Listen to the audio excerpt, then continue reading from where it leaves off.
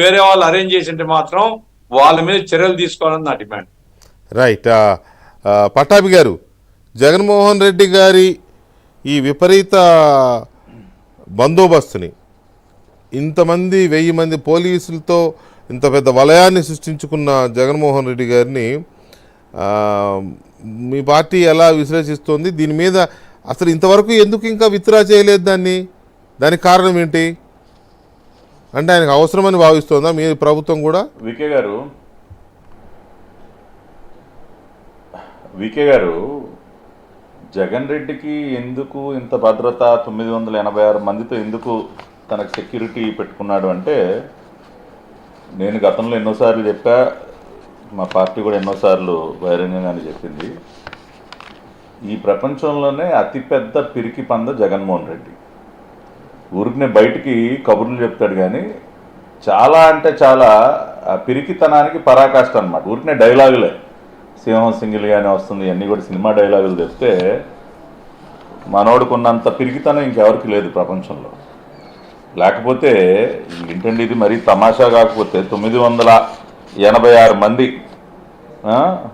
తాడేపల్లి నివాసం దగ్గర ఎస్ఎస్జి సిబ్బంది అంటే ఈయన గారు అంటే ఈ సైకో అని మనం ఎందుకంటామంటే, ఇప్పుడు సాధారణంగా Z+ కేటగిరీ వ్యక్తులకి, ప్రధానమంత్రి గారికి, ఇటువంటి వాళ్ళందరికీ కూడా ఎన్ఎస్జి కమాండోస్ అంటే నేషనల్ సెక్యూరిటీ గార్డ్, ఎన్ఎస్జి వాళ్ళు నల్ల దుస్తులు ధరించుకుని మీ అందరూ చూస్తారు కదండి, వాళ్ళని బ్లాక్ క్యాట్ కమాండోస్ అంటారు. వాళ్ళు only for Z+ category security ఉన్న వాళ్ళకి రక్షణగా వాళ్ళని కేటాయిస్తారు.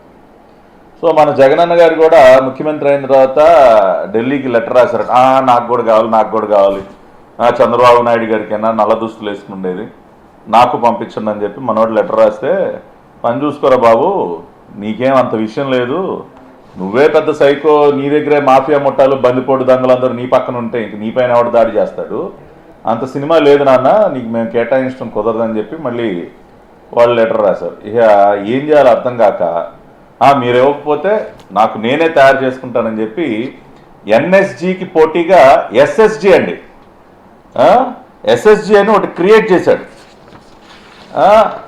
క్రియేట్ చేసి దానిలో special security group, national security గార్డుకి పోటీగా ఈయన గారు ఎస్ఎస్జి వాళ్ళకి నల్ల బట్టలు వేసి, నల్ల యూనిఫాము, మంచి నల్ల అద్దాలు, ఖరీదైన గన్నులు, ఆయన గారి వాహనాన్ని కట్టి ఇటు కమాండోలు నడిచినట్టు అదొక మనోడు లోపల కూర్చుని మురిసిపోతూ ఉండేవాడు.